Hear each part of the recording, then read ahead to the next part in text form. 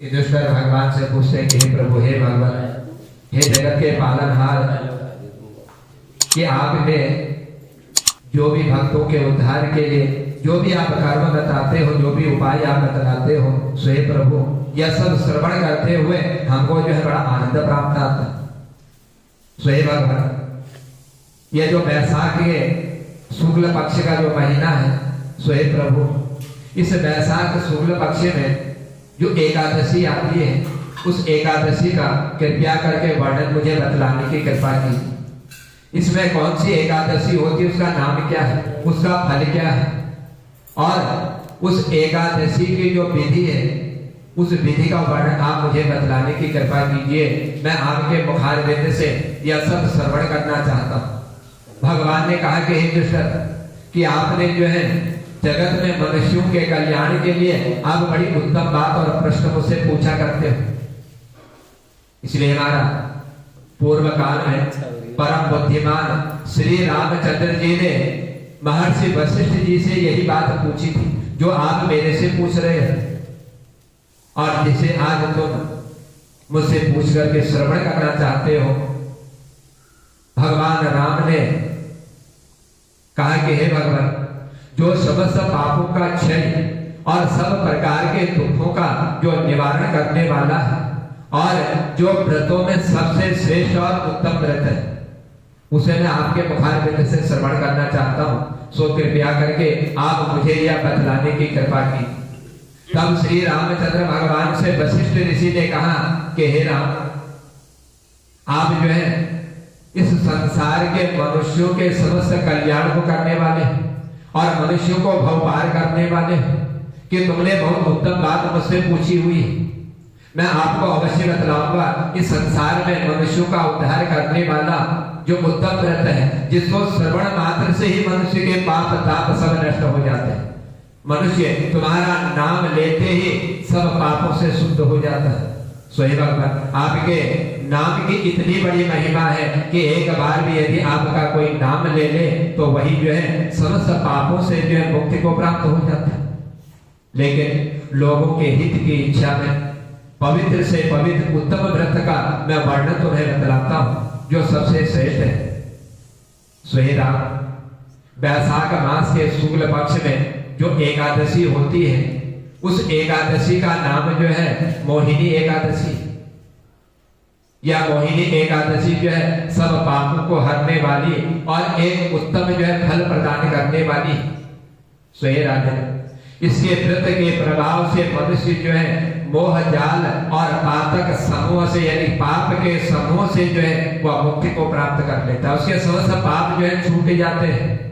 इसलिए हे रामचंद्र जी, यह जो सरस्वती नदी के रमणीय तट पर एक भद्रावती नाम की एक सुंदर नगरी है।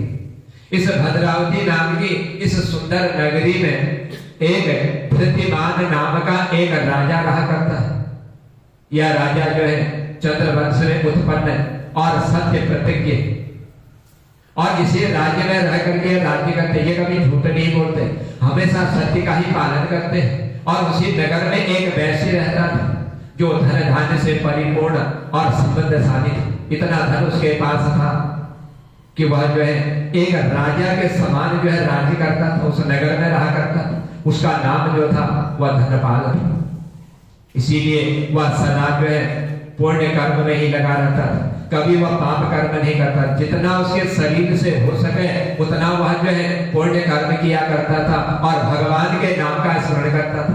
दूसरों के लिए यह जो है कुआं, मठ, बगीचे, तालाब, घर इत्यादि बनवा करके उनको दिया करता था।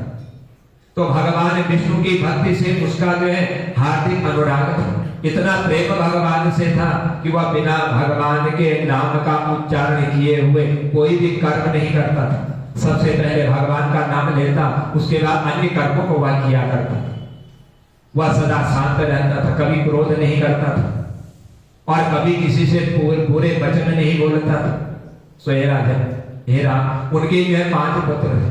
उनमें जो सबसे बड़ा उनका पुत्र था वह जो है सुमना था। उसके बाद दूसरा उनका पुत्र जो है द्युतिमान था, और तीसरा जो है मेधावी सुकृत और दुष्ट बुद्धि। ये जो पांचवा उनका सबसे छोटा पुत्र था जिसका नाम धृष्टपुष्ट था, यह जो है पांचवा पुत्र सदा बड़े ही पापों में संलग्न रहता था, कभी यह शुभ कर्म नहीं करता था। सुबह उठ करके ही इसका जो है पाप करना शुरू हो जाता। यह हमेशा पापियों के साथ ही रहा करता था, जुआ खेलना, दुर्व्यसन में इसने जो है अपनी आसक्ति लगाई हुई थी। हमेशा यह जो है गलत कर्मों में ही अपने मन को लगाया करता था, या वैश्याओं से मिलने के लिए लालायित रहता था, और इसकी बुद्धि ना तो देवताओं के पूजन में लगती और ना ही पितरों और ब्राह्मणों के सत्कार में या कोई कर्म करता था। इनका ये कोई आदर सत्कार नहीं करता था। इसलिए राजन वहां पर यह दुष्ट आत्मा अन्याय के मार्ग पर चल करके इसने जो है अपने पिता का जो भी धन उन्हें इकट्ठा किया हुआ था वह सारा धन इसने जो है बर्बाद कर दी, सब समाप्त कर दी। एक दिन यह वैश्या के गले में वहां डाले हुए चौराहे पर घूमता हुआ जब इसके गांव वालों ने, इसके भाइयों ने इसको देखा और जाकर के इसके पिता से कह दिया कि तुम्हारा यह पांचवा सबसे छोटा पुत्र जो है वैश्याओं को गले में हाथ डाल करके यह भ्रमण कर रहा, घूम रहा है। तब पिता ने उसे घर से निकाला और बंधु बांधवों ने भी उसका जो है परित्याग कर दिया, चारों भाइयों ने भी इसको त्याग दिया। इससे जो भी रिश्ता था भाई का वह रिश्ता भी समाप्त कर दिया। अब यह दिन रात दुख और शोक में डूबा रहता, कष्ट पर कष्ट उठाता, इधर उधर भटकने लग जाता। कहीं इसको चैन नहीं मिलता, कहीं इसको सुख नहीं मिलता था। अनेकों प्रकार के कष्ट और दुख को भोग रहा था कि एक दिन किसी पुण्य के उदय होने पर यह महर्षि कौंडिन्य के आश्रम पर पहुंच गए कि भाग्य में भगवान ने एक ऐसा कर्म इसके लिख दिया था। वह पुण्य जब उजागर हुआ तो ऋषि के दर्शन हो गए, उनके आश्रम में पहुंच गया। और जब उनके आश्रम में यह पहुंचा तो उस समय वैशाख का महीना चल रहा था। वह तपोधन कौंडिन्य गंगा जी में स्नान करके आए हुए थे। यह धृष्टपुष्ट शोक के भार से पीड़ित होकर के मुनिवर कौंडिन्य के पास पहुंचा। बड़ा दुख इसको हो रहा था क्योंकि कहीं से उस दुख के निवारण का कोई मार्ग इसको नहीं दिखाई दे रहा। सोचा कि ऋषि के पास जाऊं ताकि मेरा यह दुख जो है यह दूर कर सके। और उनके पास जाकर के हाथ जोड़ करके सामने खड़ा होकर के कहने लगा कि हे ब्राह्मण, हे विशेष, मुझ पर दया करके कोई ऐसा व्रत आप मुझे बतला दीजिए कि जिससे जो है मेरे समस्त पाप जो है नष्ट हो जाए, मेरे पाप समाप्त हो जाए और मुझे पुण्य के प्रभाव से मुक्ति प्राप्त हो जाए, मुझे पुण्य प्राप्त हो जाए। ऐसा कोई आप मुझे उपाय बतलाने की कृपा कीजिए।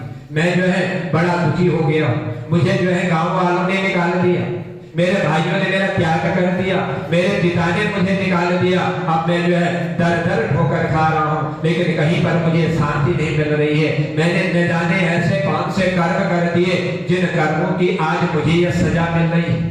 लेकिन उसमें भी भगवान ने एक ऐसा पुण्य मुझे दिया कि ऋषि महाराज आज उस पुण्य के उदय होने पर मुझे आपके दर्शन हो गए। इसलिए आप जो है ऐसा कोई उद्धार मेरा कीजिए, कोई व्रत तब ये कि दान मुझे बतला दीजिए कि जिसके द्वारा मेरा उद्धार हो जाए और मैं जो है अपने भाइयों की तरह, अपने पिता की तरह मैं जीवन यापन कर सकूं। तब कौंडिन्य ऋषि कहने लगे कि वैशाख मास के शुक्ल पक्ष में एक मोहिनी नाम की एकादशी आती है, तो मैं जो है उस मोहिनी नाम की एकादशी का व्रत करो। यह मोहिनी का उपवास करने पर प्राणियों के अनेक जन्म के किए हुए जो मेरु पर्वत के समान बड़े से बड़े जो पाप हैं वह पाप भी नष्ट हो जाते हैं। यह मोहिनी एकादशी इन पापों को भस्म करने वाली, इन पापों को समाप्त करने वाली। इसीलिए तुम जो है इस मोहिनी एकादशी का उपवास करो। जैसे हर एकादशी का जो नियम बतलाया है उसी प्रकार से उन एकादशियों का नियम करके दशमी के दिन, एकादशी के दिन और द्वादशी के दिन 3 दिन का नियम धारण कर लो और एकादशी का व्रत कर लो, उपवास कर लो। द्वादशी के दिन भगवान का पूजन करते हुए भोग लगा करके स्वयं भोजन कर लो, तो तुम्हारे जितने भी पाप हैं यह सारे पाप तुम्हारे नष्ट हो जाएंगे और तुम जो है सुखमय जीवन व्यतीत करते हुए अंत में भगवान के ही वैकुंठ धाम में जाने का मार्ग भी सुलभ कर लो। तब वशिष्ठ जी ने कहा कि हे श्री रामचंद्र, मुनि का यह वचन सुन करके यह दृष्ट बुद्धि अपने चित्त से बड़ा प्रसन्न हुआ। सोच लिया कि आज मेरे पापों का क्षय होने वाला और मेरा उद्धार का जो समय आ चुका है। यह सुन करके इसको बड़ा आनंद प्राप्त हुआ। इसने कौंडिन्य के उपदेश से विधि पूर्वक इस मोहिनी एकादशी का उपवास करना प्रारंभ कर दिया और इसने एकादशी का व्रत किया। द्वादशी के दिन भगवान को भोग लगा करके भगवान का पूजन करके स्वयं इसने जो भोजन प्राप्त किया और उसके बाद इसके जितने भी पाप थे सोहे राजन वह सारे पाप इसके समाप्त हो गए और अंत में इस शरीर को त्याग करके इसने जो है मोक्ष प्राप्त किया। इसलिए हे राजन इस व्रत के करने से वह जो है निष्पाप हो गया और उसने एक दिव्य देह धारण कर दिया और दिव्य देह धारण करके गरुड़ पर आरूढ़ होकर के सब प्रकार के उपद्रवों से रहित भगवान श्री विष्णु के परम धाम की ओर से जो है प्रस्थान करें। इसलिए हे रामचंद्र यह जो मोहिनी एकादशी है यह सारी एकादशियां भगवान को अत्यंत प्रिय है। जो एक क्षण भर के लिए भी एकादशी में भगवान के नाम का स्मरण कर लेता है भगवान के नाम का जप कर लेता है वह स्वयं जो है गरुड़ पर विराजमान होकर के भगवान के वैकुंठ धाम की ओर प्रस्थान कर लेता है। सोहे राजन इस प्रकार यह मोहिनी एकादशी का जो व्रत है यह सबसे श्रेष्ठ और उत्तम व्रत है। इसके पढ़ने से और इसके श्रवण करने से मनुष्य को जो है गोदान का फल जो है प्राप्त हो जाता है। जिस तरह से गाय का दान करने का फल मनुष्य के पापों को नष्ट करता है उसी तरह से एकादशी की कथा श्रवण करने वाले व्यक्ति के पापों को जो है उसी गोदान के समान फल प्रदान करता हुआ वह मनुष्य जो है पाप रहित होकर के अंत में वह वैकुंठवासी हो जाता है। इसलिए हे रामचंद्र भगवान यह मैंने आपको जो है उस राजा के पांचवें पुत्र का वृतांत मैंने बतलाया जो पापी होकर के अपना जीवन यापन कर रहा था और ऋषि के कहने पर इस मोहिनी एकादशी का व्रत करते हुए इसने मोक्ष प्राप्त किया। इसीलिए यह एकादशी जो है मनुष्य को मोक्ष प्रदान करने वाली और वैकुंठ धाम प्रदान करने वाली है। जो सदा भक्ति युक्त होकर के भगवान का पूजन करते हैं भगवान का चिंतन भजन कीर्तन सत्संग इत्यादि कर्म जो करता है उन मनुष्यों के जन्म जन्मांतर के पाप जो है नष्ट हो जाते हैं और अंत में भगवान के वैकुंठ धाम में जाकर के जन्म और मृत्यु के बंधन से भी जो है इसको मुक्ति प्राप्त हो जाती है।